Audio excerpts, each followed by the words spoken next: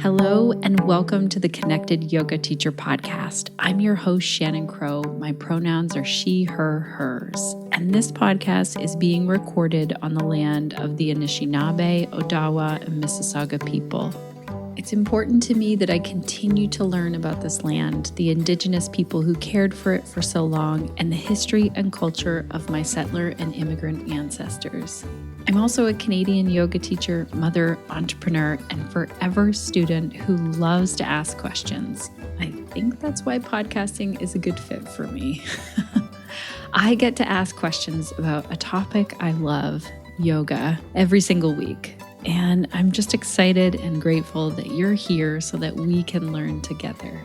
I also work as the founder of Pelvic Health Professionals, a place where movement educators and healthcare professionals collaborate and learn the most up-to-date information regarding pelvic health. Visit pelvichealthprofessionals.com if you'd like to join us.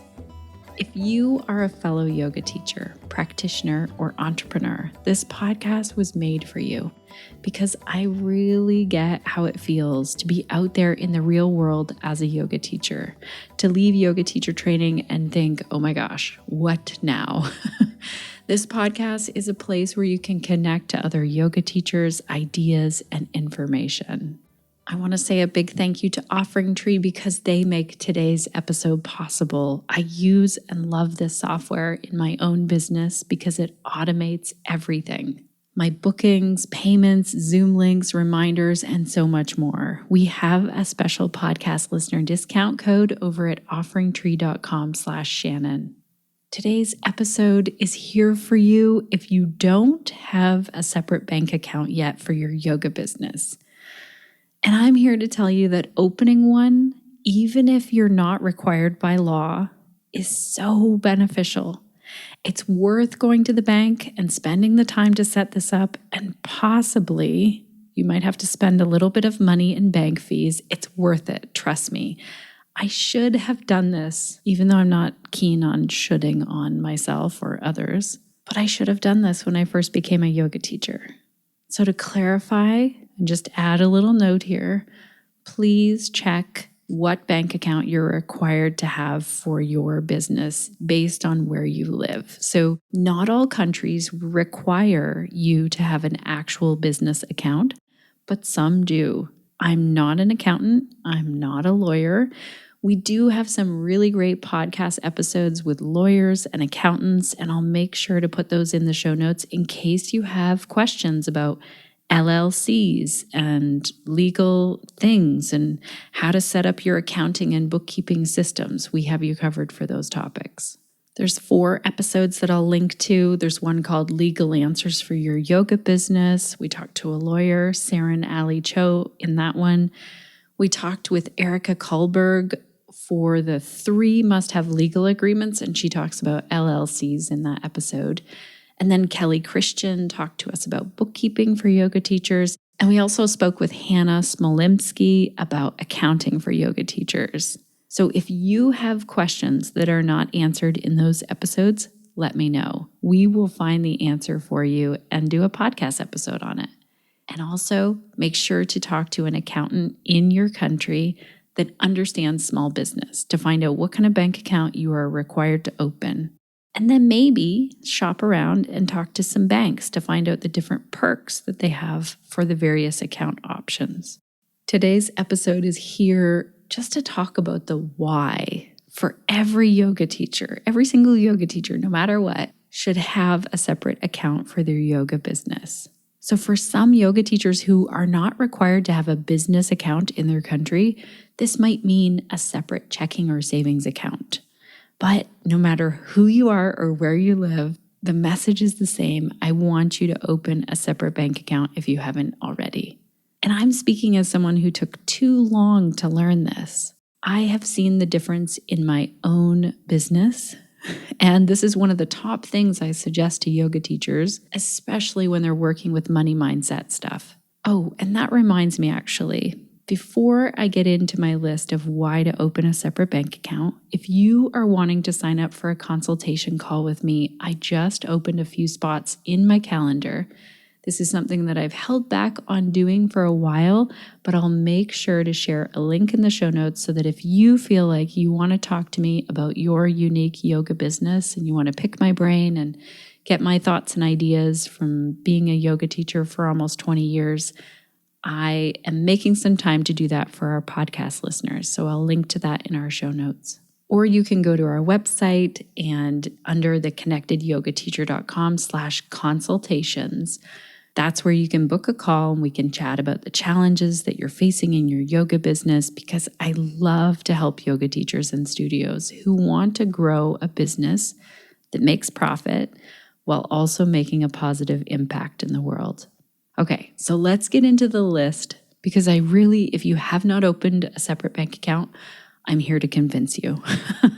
Number one is tax time is so much easier. It's much more organized and therefore faster. You don't have to dig through all of your transactions, sorting out what was business 12 months ago versus what was personal.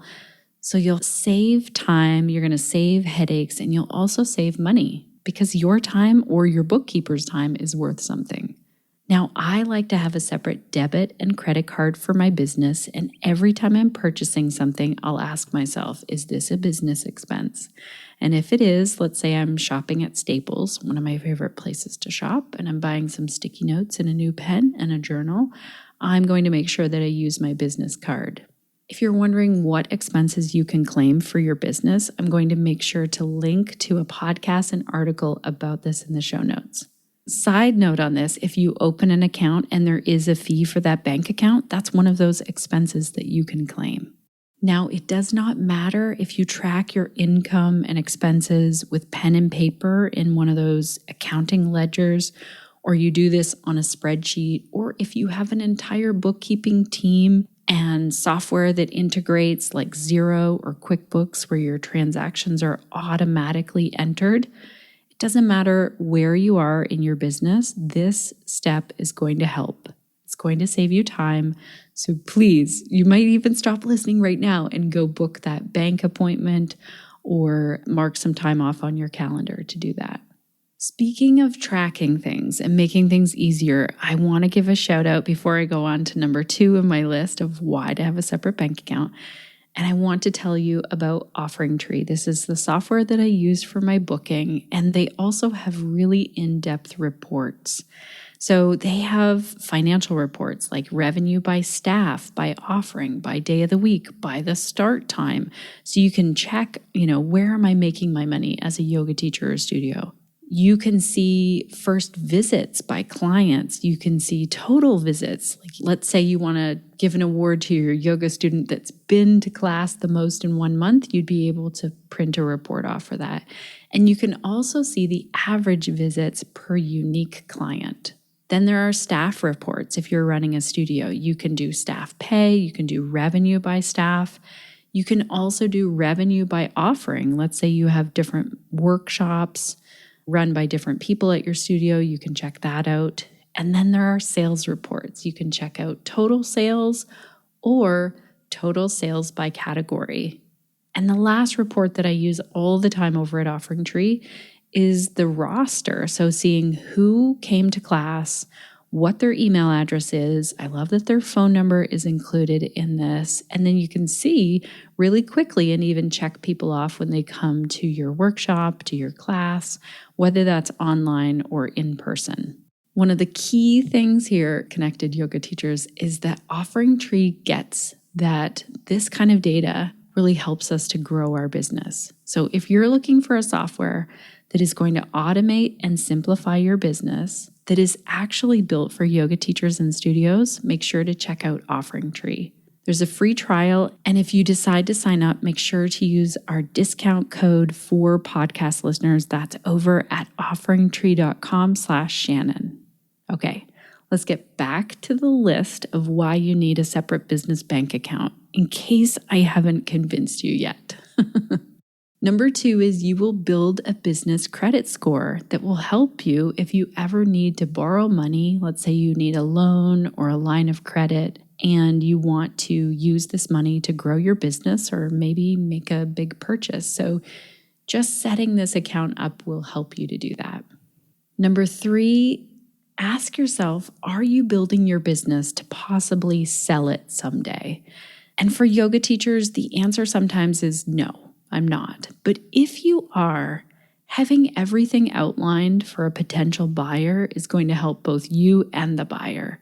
Now, maybe you've never even considered selling your business, but think about when you decide to retire or change careers. And really think about this.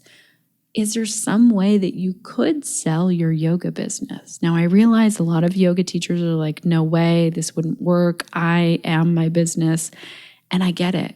But if you have a studio or if you have built a solid student base, it could be worth looking at.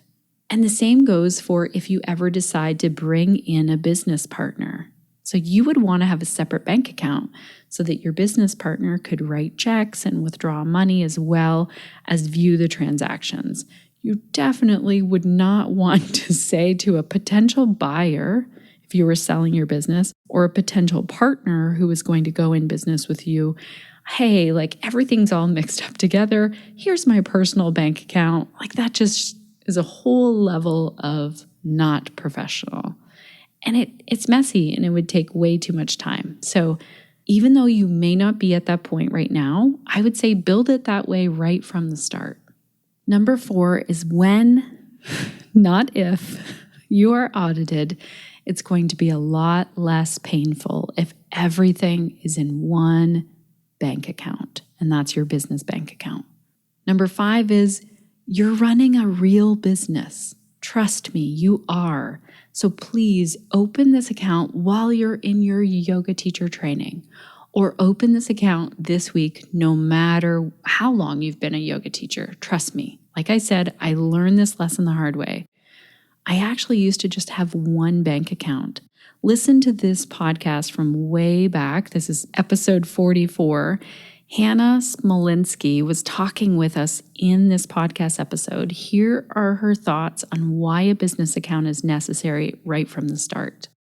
I would say absolutely, if at all you can. And, it doesn't even, I'd say do it when you first start thinking, hey, I want to start teaching yoga classes. I think do it at the very beginning, and it kind of helps you really start to begin that mentality of separating your teaching or your business, if you want to call it your business, even if you've just started. It really helps you start thinking about it in a separate way. And I really like that idea of thinking about your business as like its own entity and its own organism, if you will. Because when you separate it out, you're starting to say, okay, this is important. This is different from my personal. And I'm going to start looking at this as it is its own separate thing. So by taking that step and getting a separate bank account, it's kind of that first leap into saying, okay, this is something I care about. It's different from my personal. It's something that I'm going to nurture, and it's something that I want to track. And so I love that from just thinking about it separately, but then also it makes it so easy to integrate with your accounting system that it'll just make your whole life so much easier. So highly recommend separate bank account. Yeah. This is another thing that my bookkeeper stepped in and said, why do you have things coming out of your personal bank account? I was like, well, that's because I can track it. Like I write down on my receipts. And what you're saying now makes so much sense to me that it was a total mind shift. Now when I see my bank account, I know, okay, that's all of my income from my business. And I can also look at it and think, is there enough there to buy those yoga props or something new? Exactly. Yeah, because it's really easy to just start when you mix your personal and your business together. Everybody says, oh, I'm keeping track of it. But even if you're keeping track of it, maybe on an Excel spreadsheet or something somewhere, if you look at your personal account and it has more in it than what you've been making in your business, you will probably overspend. So it's definitely nice to just see it all separately. And then you get to see the fruits of your labor. If you start to see that business account growing, it's like, oh, okay, I'm really doing something here that's exciting, and it's allowing me to keep doing this. Yeah. So I like that part of it. Connected yoga teachers, I will put a link in our show notes in case you want to hear that entire episode with Hannah. I highly recommend. Even though we did it way back in episode 44, the information is very relevant. Okay, on to number 6. You get to see your income and your expenses very easily. And this can motivate you when you see your income increasing or decreasing. And it can also help you to not overspend in your business. Also, this really helps when you're making business decisions with your money. You can see how much you have and estimate how much is going to come in, estimate your expenses. So much easier than if everything was mixed in with your personal. Finally, number 7, this makes you look more professional and legit to your customers. So let's say you're taking payments, you're writing checks, and your customers somehow see your name somewhere. How is it showing up? If you are giving out a private email or some private looking address, it can look less professional. So in summary, these are 7 reasons why you need a separate bank account for your business, even if you've not made any money or even if it's not required where you live. And most of all, the biggest summary of this for yoga teachers is that I see yoga teachers all the time, and I feel like I had this as well.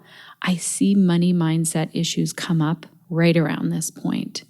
And when you view your business as a real career, and when you start to treat it that way instead of like a hobby or a charity or just something that you do on the side, it's going to feel different and it's going to grow. And you'll make way more informed choices with your time and your money.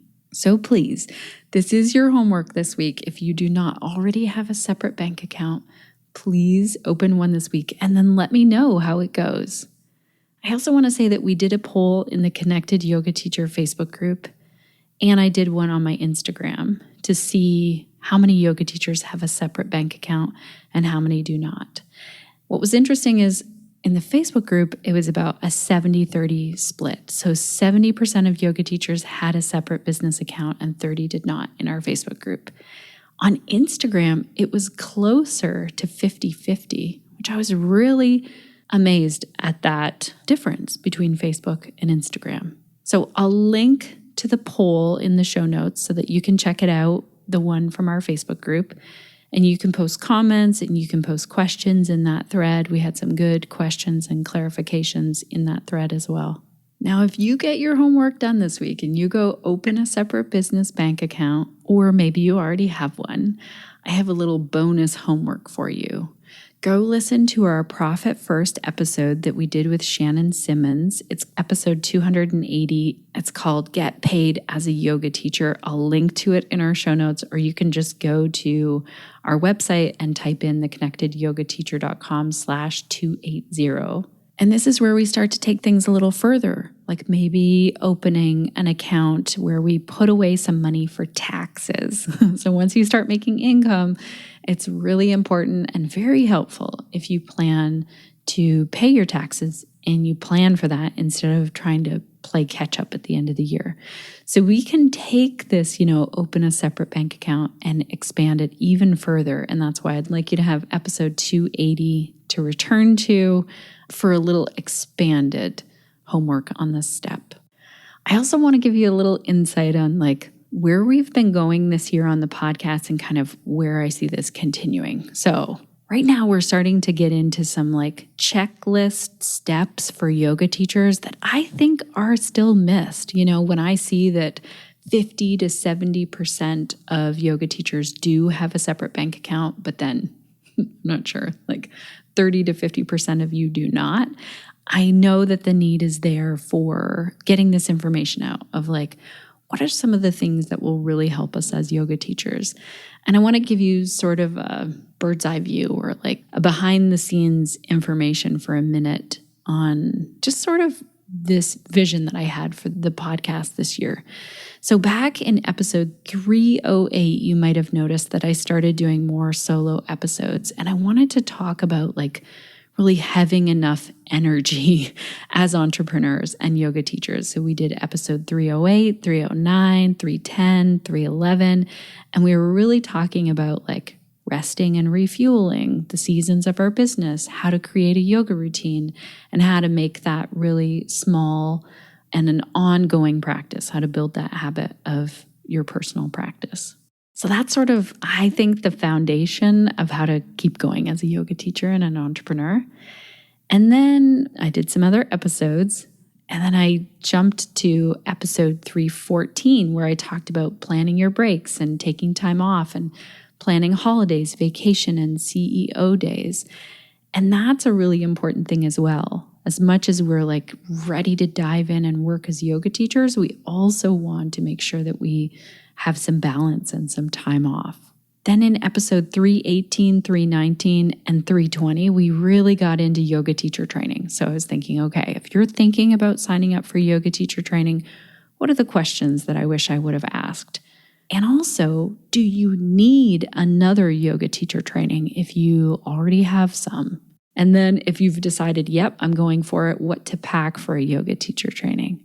Then in episode 326 and 327, we really dove into confidence as a yoga teacher.